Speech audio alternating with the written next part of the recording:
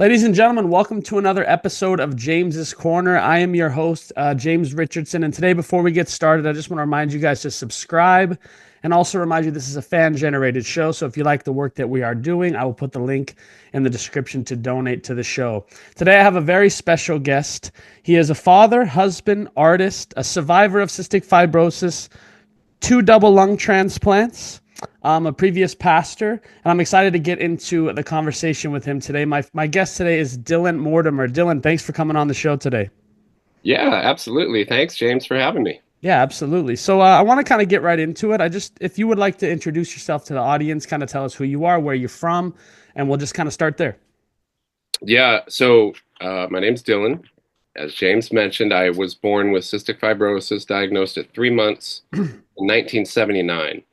And I grew up in St. Louis, mostly, Midwest. Went to college in Kansas City, grad school in New York, and kind of lived between the Midwest and New York till 2 years ago. I moved with my family to Southern California. Oh wow, what part of Southern California are you in? We're in Long Beach now. Oh, got you. Yeah. Okay, not too far from me. I'm in the Valley in Woodland Hills. Yeah, there you go. Not too far. Awesome. Okay, so let's talk a little bit about your journey with CF. Can you just Yeah. run us through from start to the first double lung transplant and then the Yeah, second one? Let's start there. for sure. So born in 79, not a lot of hope back then for, CF as a whole. My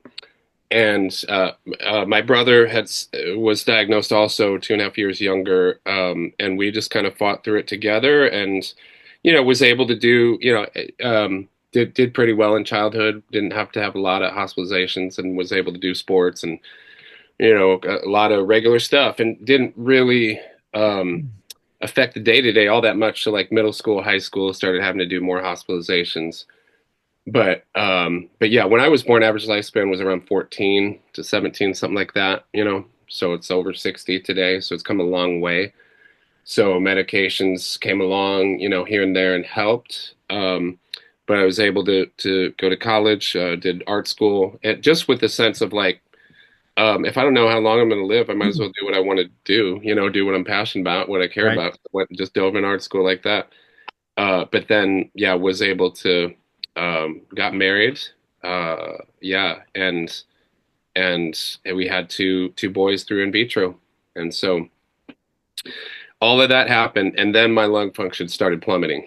And So how old were you, Dylan, when that started happening? I was probably 33 when that started happening. So just health has kind of stabilized. I mean, my lung function had gone down over the years, but just really started to kind of dive more after our second child was born. Even, I mean, about a year after he was born, it was fine, and then it just started to kind of fall apart, and discussion started being brought up about lung transplant, and so I put that off as long as I could.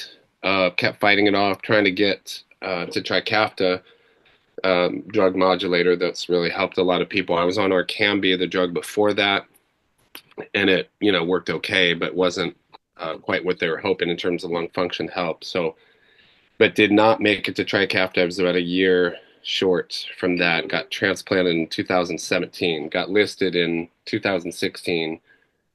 Transplanted just a few months later, at the beginning of 2017. So in St. Louis, where I grew up, but I was living in Kansas City at the time, and um, so yeah. Should I just keep going on that? Yeah, Or keep yeah, it yeah. going. Yeah. Um, so yeah, pretty short list time, and then I got the call, drove there, and do rehab for about 3 months, and then felt the best that I ever felt in my life, and was able to run and climb mountains with my kid and ride bikes with my kids and all that. It was Mhm. fantastic. Um, so we moved back to New York City, where I did grad school at that time, because I was feeling so well, and it's like, okay, so we move with the kids back there, and then there was rejection found just right before I moved back there. And then my lung function went from about 95% in June to about 10% in November. Yeah. So, like, from I can run about 4 or 5 miles to I can't get up a flight of stairs in New York City where it's stairs everywhere that you look. So, it became really challenging just to get out of the subway, get out, we lived on the second floor. I mean, it just everything was really difficult and, um, just gradually, increasingly more and more difficult. So they realized that there was rejection from um, the antibodies in my first donor lungs that they had that I did not have. So my body just kind of counteracted that, and they listed me again Hmm. for a second set of lungs, and um, so they listed me, but they, I because of the antibodies, I'm screening out 71% of potential donors. So, whatever small percentage is a donor fit for you in terms of height, in terms of blood type, all those things. I'm screening out 71% of those because of the antibodies. So in New York, they're like, we've listed you here, but you will never be transplanted here. You've got to get to Duke. That's your only hope. Duke for a variety of reasons. They do more transplants for CF there, less population, kind of wider donor pool, a variety of reasons. They're like, you've got to get to Duke. That's your only shot. You'll never get transplanted. With Duke, you have to relocate to be evaluated. So we're looking at houses and schools and all this, and uh, and so we're looking at all that, and then I get this phone call out of the blue from this woman who I had never met, and she had followed me on Instagram and kind of friend of a friend of a friend kind of thing, and she said my family has talked about this. My cousin just passed away, and we want to donate his lungs to you.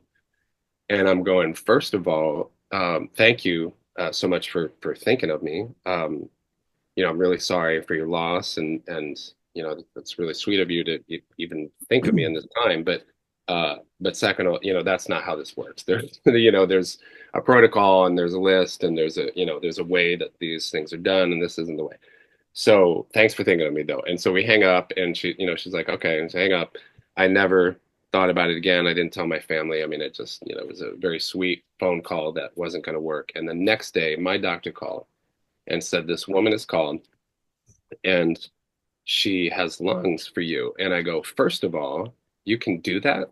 Like, that's something you can do. And Yeah. and she goes, the doctor says, I've never heard of it before, but apparently, yes, you can do deceased will donations. And I'm like, Hmm. second of all, it's a match to me. And she goes, it is a match. It does have a couple of the antibodies we've been trying to screen, not the main ones, but has, a couple of the antibodies. And so initially I'm going like, well, we can't do it then. And she goes, well, hang on, because we've all talked in New York and consulted with St. Louis where the first transplant was, and we all concur you should take these lungs. And I go, why? And she goes, well, it's we don't know if you get another chance, one, and then two, she goes, we have some research around transplanted lungs, but not a lot. So we have some idea of what might work, but we don't really know. And so I'm like, oh, great. So I go, do I have some time to think about this? She goes, yeah, you got a half an hour to think about it. Wow. So yeah. Um, Wow. I yeah. just want to, sorry, I don't want to cut you off. I just want to unpack a No, couple things there because it's a lot, but it's an it's a incredible lot. story so far. Yeah. What was the duration of the first transplant to the second transplant? About 2 years. Okay, so 2 years. And so Yep. how fast did it start rejecting after the first one? It was like a year and a half into it, I was fine. And then, yeah, about that And year then and a all half of a mark. sudden, and did it Yep. happen very fast? It was a fast process. Yeah, that part of it did. Yeah, I mean, once we knew that that's what it was, it just, yeah, lung function just kept dropping by about 10, 20 points every visit. So, So this lady found you on social media, Dylan? yep, yep. And what do you think that is? What did you think? Like after you sat and analyzed and evaluated this, like the lady called you, you kind of said, you whatever, it's not going Yeah, to work. And then she called the hospital, and the hospital's yeah. telling you, like, what did you put together from that?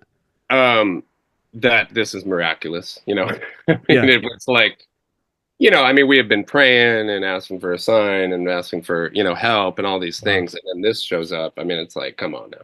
Yeah. So, yeah, I didn't know at first. Like I said, I just thought she was, hadn't quite thought it through, being really sweet, really thoughtful, but didn't know this world and didn't know this universe, and so, Hmm. Hmm. and then when that became a possibility, I mean, it was just shocking, yeah, and one day there's going to be no match for you, and as a last ditch effort, try to go to North Carolina. To this is pretty crazy. So, Yeah. um, and then yeah, that was it was hard to decide that too because it was like, okay, do we hold out and try to for, something that doesn't have these antibodies, but it just felt like there's too many.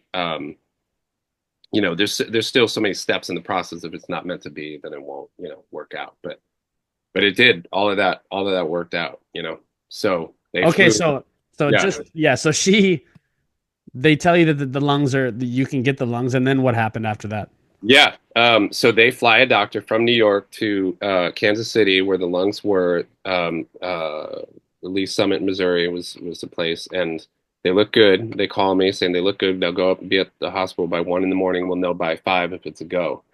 And so I go up there to Columbia in New York, and they, um, you know, I'm waiting there just in a little dingy room by myself. And 4:45 they call, and they're like, they're here and they look good. We're taking you back right now. And so, I mean, within 7 minutes, they had me out. So I'm like on the hospital bed, wheeling in, calling my wife, come, get an Uber up and call my parents, get a flight. Wow. And yeah, so they, put me out and 7 hours of surgery. I wake up. The surgeons are kind of all around me going, you're doing great. Now, how did this happen? Instagram? Like what was this? So yeah, it's just difficult to even believe. I mean, yeah, it's And crazy. so it's just so interesting when we start to analyze it. So it's almost like like a second lease, or even like a Yeah, third lease on life. I'm on my like I'm on my fifth second chance. Wow, yeah. And Yeah. why do you think that happened? Why, well, like obviously you've sat and thought about this and had some Well, I don't know would be the answer to that. yeah. I don't know why it happened. But there's a lot to that question that you know there certainly were a variety of things that I was invited to work out in my life and prayer and thoughts and just continued surrender, and Mm, continued to um, uh, continued humility. I mean, that's kind of like what is invited to really everybody in every life, but especially receiving a transplant is the way that I kind of, talk about it and speak around in different circles is, I worked really hard in all this. I fought really hard. I was compliant. I exercised. I did all this stuff. None of that was going to save me. You know, mm, I needed somebody to literally give up their life, like to be an organ donor and mhm. voluntarily give me their literal breath. Wow. And I had to receive that, which is not easy work to do, but I had to receive it. And, um, they didn't check my resume or moral evaluation or they didn't check any of that. It was just, do you receive it or do you not? Wow. Which is a heavy thing. And so I did receive it. And, you know, nobody earns their breathing. You know what I mean? It's a free gift. Yeah. And not everybody chooses it, Yeah, but absolutely. it's a gift there to be received. And yeah, thanks for saying that. Do you afterwards did you start living your life any differently, or how was your life changed after the second one? I think what changed specifically in the second one was a little bit related to what I just said. For 37 years, it was 37 in the first transplant. It just, uh, kind of pushing the boulder up the hill, trying to fight and squeeze as much out of life as I could. Yeah. After the first transplant, I was all kind of nervous. Is everything going to work out? Are they going to get rejected? Are they, whatever. After that moment that I described in the second transplant, it was just this release of kind of like, well, apparently God just has me here. I Yeah. mean, I can't really even mess this up. Apparently, I'm just, it's supposed to be here. So that has made the whole thing a lot more relaxing in that it Mhm. just kind of let go. Like all of this transpired entirely out of my control or thinking or, any way that I would try to co-opt this situation. I was just given this. And Wow. it's really humbling and really, yeah, it just kind of set just a relaxed, anxiety kind of out the window, worry out the window. Yeah, like A little complete bit. surrender, obviously. Yep. Like, you just Yep. completely, you have to, you're almost forced to completely surrender in a way. You are, yeah.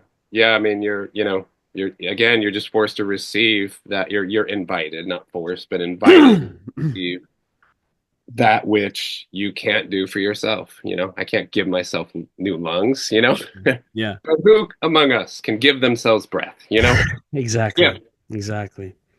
And like, do you ever sit and just like wonder, like, because I have these thoughts a lot and just analyze, like, why am I still around and then other people Oh get yeah. the chance to not be around? Like, Oh yeah. maybe like survivor's guilt a little bit. Do Oh you yeah. Yeah. agree with Big that? time. And Uh, how do you get through that? I get through it. Again, I don't not can't confidently say that I am through it. It's more that it's just that's reality. It's not fair. It's not fair to my donors. It's not fair to their families. It's not Mhm. fair to me. Yeah, Why did I have to go through this? Why did um, so, uh, yeah, so we can talk about faith stuff around here, right? Like it's, absolutely. I would love to. I would love to. We can get into that. yeah. Absolutely. I would love to So do that's where this comes in. It's totally unfair, and life is unfair. Um, but when we really look at it, the unfairness. I'm gonna say how I get through it, and then I'll try to explain what I mean. Sure. The unfairness is tilted to our advantage. So all of those things are legit unfair. That somebody would have a respiratory disease, that somebody would have to give up their life to save somebody else. That's not fair. I worship a God that did give up his life, and that is not fair to him. Right. And the unfairness on him was exponentially more unfair because it wasn't just for me. Yes. And it wasn't only so so the cocktail of Mm. unfairness given to Jesus is twist to be my advantage, and the unfairness was it's unfair to my credit. Yeah. So I think the weight of that, going through all these things that are unfair are just little hints, little glimmers, little cracks to peek into the reality of that gift and the Yeah. receiving that gift. And everything is said, of course, about receiving someone else's lungs and their literal life um, is is really I'm really speaking about the gospel and receiving what I could not give to myself. Right. Right. Communion and connection with God. I can't earn that. I can't Yeah. deserve it. I can't work hard enough. No amount would ever be enough to climb the ladder. Mm. So I receive that which I couldn't do. Right. Forgiveness, grace, Absolutely. mercy, peace. Absolutely. You said a little something there that I want to just touch on. A lot Yeah, of people too, like especially like in the Christian faith. I'm a Christian as well. yeah, And Christian faith, a lot of people think that they can work their way into heaven, so to speak, or work their way into the right. presence. Can you just speak a little bit about that, like, and how like Yeah, people have a misconception of how we can like do all these good deeds and work our way into heaven? right. Can you just speak a little bit about that? Sure. I mean, that is how some religions work and some moral philosophies work, but in Christianity, it's not just that that's not what it is. That's exactly the opposite of what it is. Mhm. Um, I can do all kinds of stuff. I still have evil in my heart in any way. So Jesus comes around and raises the bar. If you even look at a woman lustfully, it's not just if you commit an act of adultery. If you Right. even harbor ill thoughts towards your enemies, right? You're Yeah. supposed to forgive even then. The bar gets raised. It's impossible. Nobody can keep that. Right. And but he can, and he does for us. And so it's literally turning in Jesus' resume is the thing. It's not, um, nobody's moral, spiritual inventory or resume will ever stack up to his. And we turn in we turn in his report card. Mm. So that is symbolically visualized in a organ transplant, because you cannot give yourself a heart or lungs or anything, but you can receive one, you know, Mm, and so, uh, and because I have received that, now I can go do a bunch of stuff. yeah. Because we receive the grace, because we receive the gospel, now I can try to forgive my enemies. I am empowered to do so in a way that I would not be able to in any way. But because of the grace given to me, now I can go out and do that which I could not do on my own. Mm, Uh, because my salvation, my connection to God was did not hinge on what I did do or didn't do. right. So Right. No, yeah. Thank you for saying that. I have a couple questions. I hope you don't mind if I ask a couple questions about faith and no, things like that, because it's it's very, great. I yeah, I'm love very it. interested in it. Yeah, I just want to talk a little bit about what got you into being a pastor, if you don't mind. yeah, How did you yeah, come yeah, across? yeah. How did you come across this?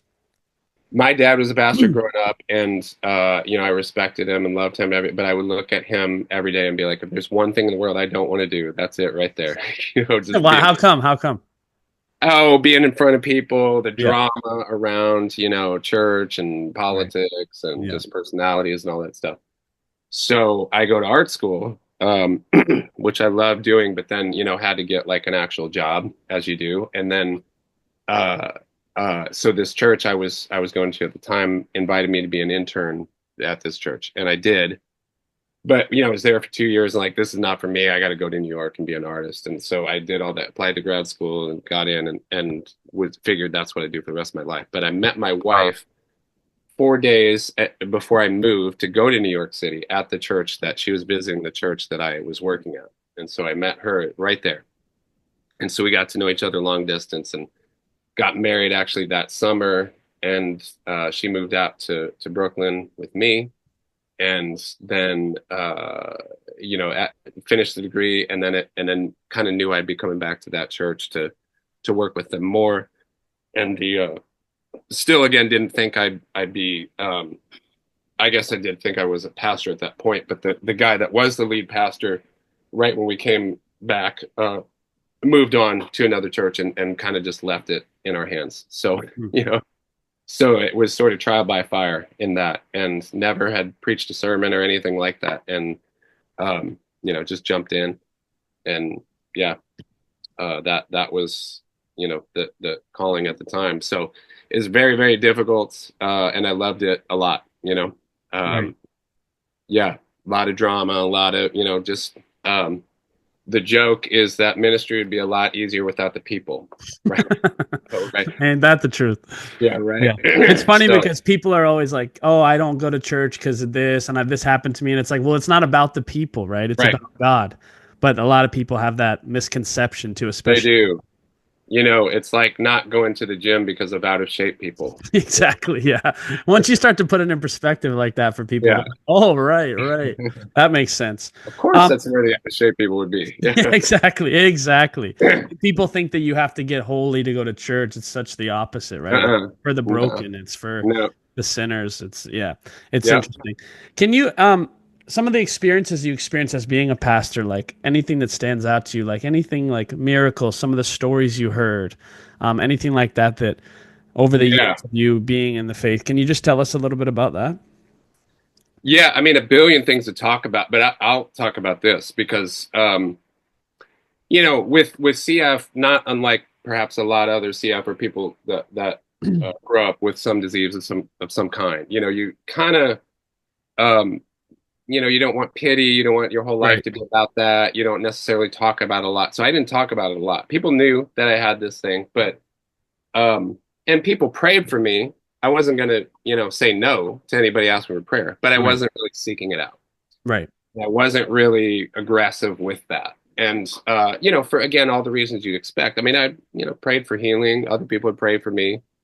It didn't happen. So, I just sort of settled in this like, well, God's around, he knows I'm here. I'm around, if he wants to heal me, he'll heal me. And I had that sort of strange theology until my kids were born. Until actually my first son, my wife was pregnant with him, and we went through in vitro and did all this, and that kind of was its own miraculous journey. But then when I realized this is going to actually happen, I you know, I I was just sort of overcome with this, like, I don't even know how long I'm going to live, like I got to get a little more serious about pursuing healing. I just switched up my whole theology. I'm like, I got to be aggressive about this now and do basically what everybody on every page in the New Testament is doing, crying out for healing, grabbing cloaks, lowering through roofs, all this stuff.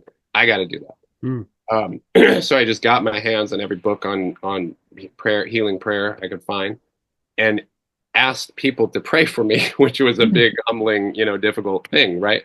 I'm used to, I pray for everybody else, Right. I teach you. I don't get taught by you. I don't get prayed for by you. You know what I mean? I would, of course, never have said any of those things, but that was sort of the posture. Like, no, I'm the one that prays for other people. So Right. it's in that sense, it's a whole lot easier to give than receive, and to humble myself and allow and invite and desire people to pray for me was very humbling. Even one of the first times we did that, like at our church, they go like, all right, we're gonna do the service, and then after that, we're gonna everybody stay after and pray for me, and I'm like, oh, that's so embarrassing, you know what I mean? Like, so embarrassing, so good, so accurate, so right, so Right. correct posture.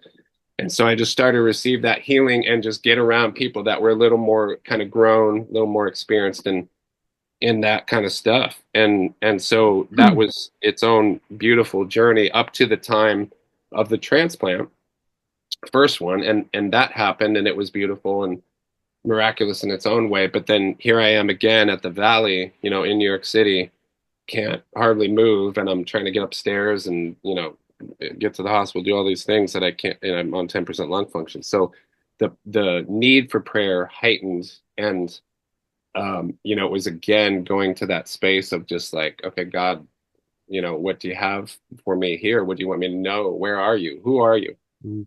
And I was just so blessed to have people praying for me all over the place, and somebody on each continent, calling and praying for me, and just, receiving that. And so there just a number of stories, a number of kind of beautiful healing stuff that happened within that. So I see. Got you.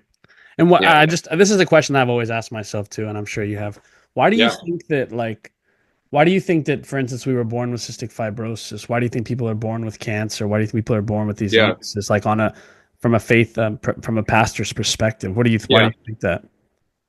yeah. I don't know. It's Yeah. like the first answer. Yeah. But beyond that, we're in a broken, fallen world, Right. right? It's not just that we sin at time. We're born into sin. We're born into brokenness. There's legit. I mean, there's diseases and cancers and things that develop over a lifespan. Right now I'm fighting skin cancer because I'm immunocompromised and exposed to sun and all these. So there's things like that. Sorry. That I can try to be more cautious or more cognizant or whatever, or just something that I got to deal with. And then there's generational kind of things that happen. There's such a thing as generational curses. There's such a thing, Right. being born into difficulty and struggle of different kinds. So people suffer abuse, people suffer, all kinds of. So born into sin, is a very broad Mm.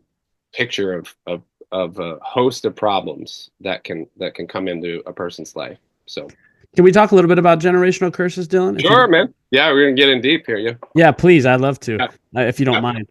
Yeah. Can you just break, because I've researched this a lot, but can you just break down the generational curses and kind of what that is and why do certain people, because I was reading that there's a certain person in the family that has like that's a chain breaker, so to speak, Yep. Yep. that has to deal with all these problems, and that's their responsibility in the line to Yep. break the chains for the next generation of their family. And They're invited to. Yeah.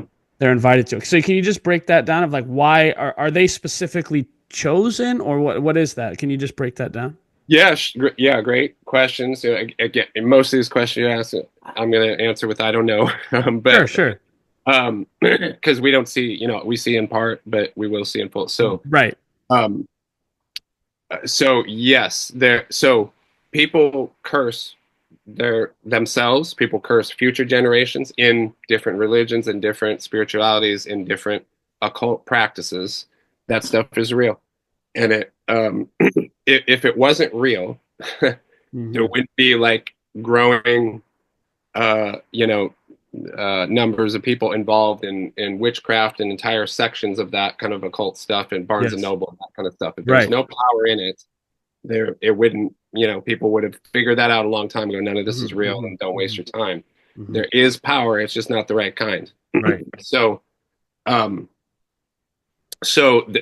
oaths, promises, lies, curses are said, spoken over us, future generations, relatives, all of that is possible. So I don't know, what was spoken over me or not spoken over me, but regardless of what it is, I in prayer am invited to break it off, and it's not like a super complex math equation. Nor do I believe is it like we're doing a bunch of detective work that have to figure out exactly the right specific thing, but we just in prayer break it off in the name of Jesus. And if there's any more information, right, that the Holy Spirit wants us to know, any specificity in the roots of some of this stuff, then he'll let us know. We keep seeking him and he'll let us know. So those things get, brought down to something like cystic fibrosis, a genetic disease that's passed through lineage over time. That's a little different than I developed skin cancer over time. Right. So Right. there's different dynamics going on there, and again, it's all of that. All of it is just information. Just information how to pray. Because if we believe there's a God, that God certainly has authority over any curse, death itself, Yeah. any generational oath, lie. So, so as you mentioned, the kind of chain breaker, the kind of breaker anointing to just say, I don't want that, like I don't want it for me right now, and I don't want it for future generations, my children and beyond. It's just, I say no to that. So, and I say yes to Jesus in place of that. I see. So it's as simple as that, right? It's as simple as just saying those words, praying about it, and it can obviously then those can break those curses. And when you say curses and they're put on us, who are they put on us by? Yeah, could be a variety of places, but typically, yeah, ancestors and people in your line that might, they might have said an oath or something in these, that they might not have known what they were saying. They might not have Got known you. what they were doing. It's not that they necessarily had evil intent, even Hmm. perhaps Hmm. sometimes. So, I mean, again, we don't know. And Right. sometimes in prayer, you can reveal a more specific, like, was this curse exactly at this time, in this age, and this, but but not necessarily. Uh, so yeah, again, it is that simple, but there could be more, and Right. so in which, as I alluded to, then we just kind of pray and talk through like, okay, is there any more? And then let's look into it and pray, and what does God reveal to us that the more is, if there's any more. So Right. And correct me if I'm wrong, Dylan, but when I was researching this a little bit, the yeah, person that is the chain breaker is the one that's going to deal with the most problems and pain in their life. yeah, Yeah. yeah, Yeah. So I'm just curious about that seems because to be the case. yeah, Yeah, it seems to be the case, right? yeah, Because I'm just interested in like what like okay, so and let me word this correctly. yeah, The way to overcome that yeah, essentially, right? Is to just I guess overcome it, right, with the power of Jesus and yeah, prayer and yeah, things like that, right? But yeah, what would you say to somebody who gets, if you're a chain breaker and there's just bad things happening to you over and over and over and yeah, over again and nothing is getting better? mm, Do we just do we just continue because obviously something is trying to break us, yeah, right? Do we yeah, just continue to pray and just keep praying and keep praying and keep praying even when it's going terribly bad and everything keeps getting worse? Would that be the formula for that? Because we obviously, like you said, we don't know if someone has been into witchcraft and the yeah, occult and things like. And I would love to get into that too. But I yeah, just, I'm very curious, even just for myself. And we yeah, can talk about my path with this too, if you want. But yeah, I'm just curious of how do we, is it just one prayer and it breaks it forever, or do we have to consistently keep praying and trying to break this stuff? yeah. Great question. And yeah, it can be one prayer, but again, if we've not, if we're not healed, if it's still going on, it's going to likely be more than one prayer. So the Psalms give us like the best picture, right, for just how to pray in general. I mean, the Lord's Prayer is fantastic and beautiful, but the Psalms take us to more nuanced places like that. So if it's if it's still happening, if things are getting worse, if things we feel attacked, Yeah. we let him know. We let God know, and we talk to him about that, and we get honest with that. That's what the Psalms do. And ask pretty much every question that there ever was in relation to God. Right. Are you against me? Have you been there? Do you see? Have you ever seen? Have you ever existed? I mean, they ask all that in the Psalms. Right. Right. Right. Seemingly like blasphemous, but Right. and not necessarily like theologically correct in that sense, but accurate in that they are saying their thoughts to God. And so they're taking with him whatever frustration, anger, pain, despair, they just give it to him. And so when we say go pray about it, it's like we kind of in an artful way give our entire soul, heart, spirit, being to God to just go like you already know, but here's I'm really angry I'm frustrated. I prayed to Right. you. Nothing happened. What's the deal with that? God, and we give him that. And then, most Psalms, not all, but most of them kind of round out with like, well, but here's what you did in the past. Here's what I know about you. Here's the thoughts and theology or accurate thoughts about you that I know. But not all of them end like that. Psalm Right. 39, Psalm 88 just end in despair, and Well, and yeah, that was yeah. That's what one but thing I wanted to go but ahead. why is that in the Bible? Because that's like how we feel a lot of times. And it's better to think that and feel that before God than to not or be in some kind of religious denial or Right. pretending.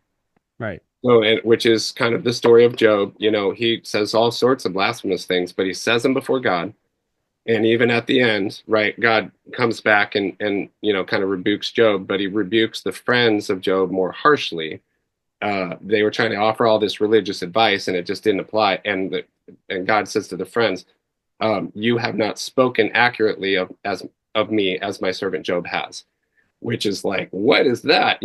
But the friends were not doing that. The friends were not kind of giving their lament to God. They were trying to keep it in a really, it must be about your performance. It must be about something you did or didn't do. And Job was like, it's not about that. There's something else going on. And he pours himself out before God, and God likes that, even though the thoughts that he said were not Right. necessarily Right. accurate. Yeah. He loves the pouring out, like, because for God, has always been and will always be about a relationship with us. So the performance thing is not, he's not after just a bunch of people that Exactly. robotically perform the right things. He wants to know if you feel what you just said, that I've tried and this hasn't worked and nothing's working out. It's getting worse and getting worse and getting worse. He wants to know that. Yeah.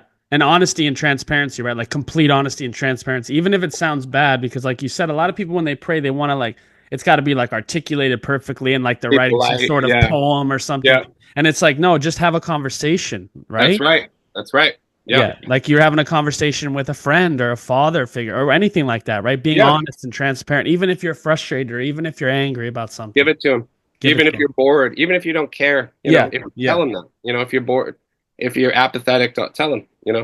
If it seems like none of it's real, tell him that. Right. So Right. because that's a real Right. relationship. That's so true. Yeah, exactly. I agree. I was just wondering because a lot of times it's not hard. It's harder to put it into words and articulate it correctly. Yeah. Um, Yeah. okay, so let's talk just a little bit about the occult because you brought it up a little bit. Yeah. And Yeah. I've studied this quite a bit and Have you? Okay. very interesting. Well, it happened to somebody close to me in my life who got into the Okay. occult, and I've experienced demonic possession with somebody that Oh was. my gosh. Okay. Yeah. So I just am very interested in this. I became. You don't want to become too obsessed with the enemy, but Yeah. you do Right. want to Right. know. Right. You do want to know, right? Like the You want knowledge to of know. how Yeah. he Right. operates and things like this. Yeah. So the Yeah. occult, all this spirituality, occultism, New Ageism is becoming this Right. new fad now, which Right. I've noticed. Everybody's kind of into like tarot cards and they're Yeah. doing the crystals and the psychic medium shit, all this stuff. And I know that it's of the devil.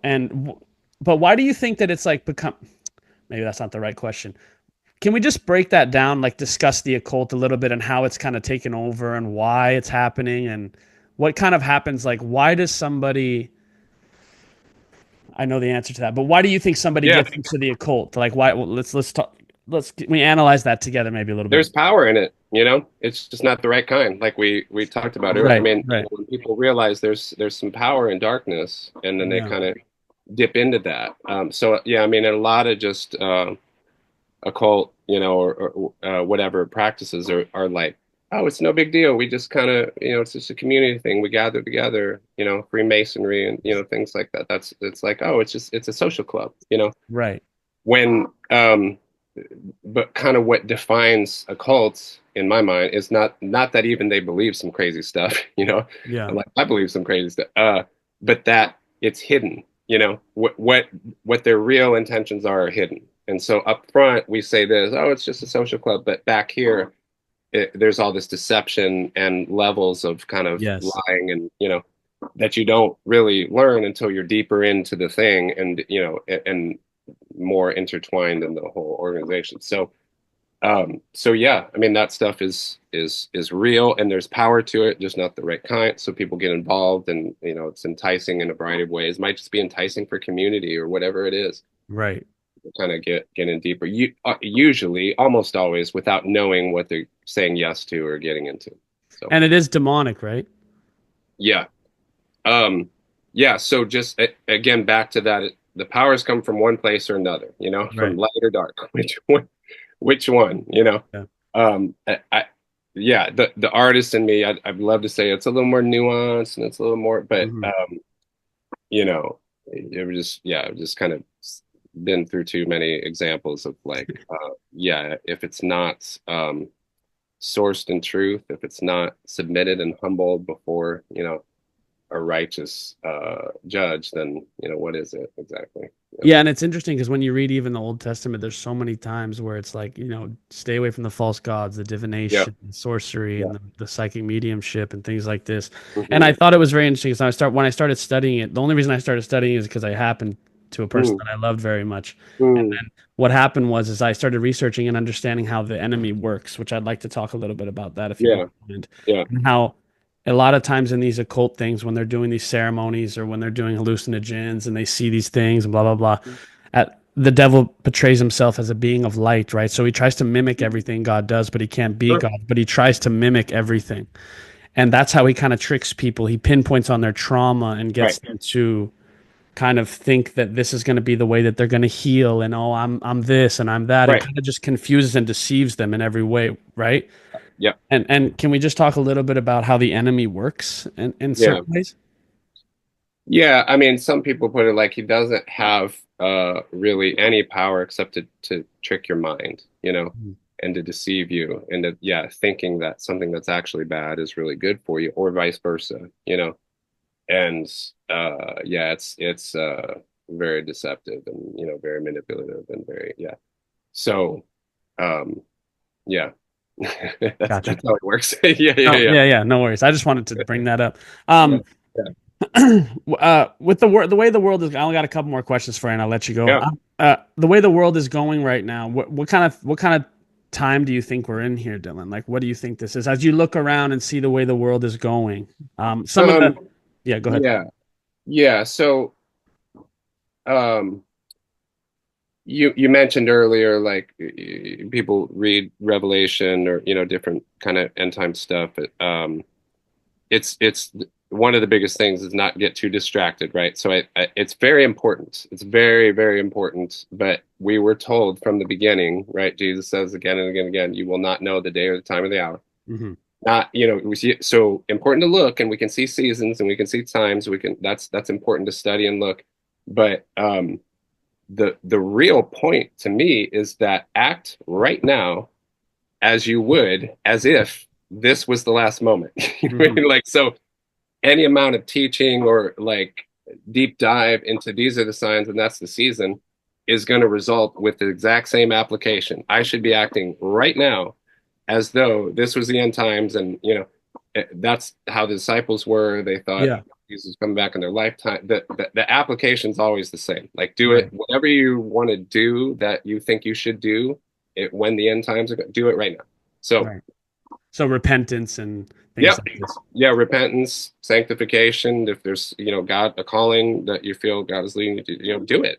Right? Don't wait something to clean up in your own personal life. Don't wait, for because you feel these aren't the times. I mean, yeah, I, you know, times are rough out on these streets, but like when were they not? The Roman Yeah, yeah. Empire, Right. Babylon. I mean, Right, it's right, it's right. been going on for a while. So, yeah. And is it possible, Dylan, like, because some people in their lives, just to some of my friends and even my own experience, sometimes there's a season in people's lives, and correct me if I'm wrong, but there's a season in people's lives where they're trying to figure out a direction to go.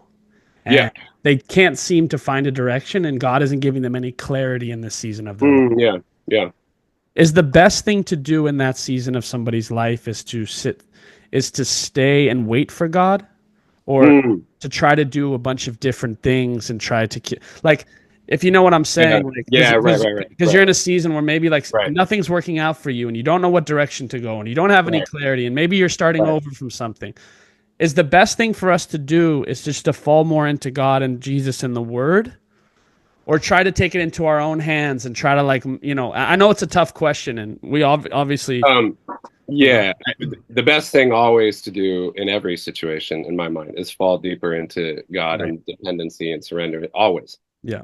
In terms of the action steps that we got to take, right? Like we did. Sometimes we got to, Do I move or do I not, or do I, take this job or not? Sometimes there's immediate action, and all we can do, right, is pray the best that we can and make the choice the best that we can. So yeah, in the past I've been told that even if you're 51% sure, go ahead and that's a nudge to, if it's 51% or more, that yeah, date this person, or Hmm.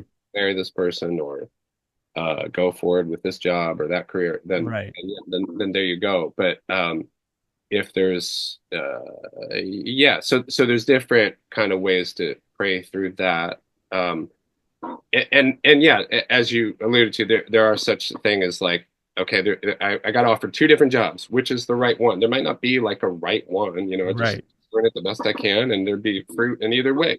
Hmm. So yeah, I think we are told, right, there's no fear in perfect love, and there's anxiety and love don't exist on the same plane. So I think in those scenarios, taking out the worry and the anxiety and the fear from it, and just going, and we're talking perfect love, if both options or seem equally valid, then um, then I just pick as best I can. But there's not anxiousness about I'm going to miss a bunch of life one way or the Yeah. other. Pay So attention to how you feel when you're thinking yeah. about those certain things, Mm-hmm. right? Okay. Mm-hmm. And I know that you're an artist and you paint and you Yep. have, it looks like, did you paint that lungs Yep. behind you? Yeah. Yeah, Nice that's shiny amazing. bronchial tree behind That's me. amazing. Yeah. And how do people, for the viewers, I want to make sure that they can, do you sell your art? Yeah. How can we find you? How can we buy some art from you? How can Yeah, we yeah, support yeah. your Just business? DylanMortimer.com is my website, or Instagram, Dylan.Mortimer.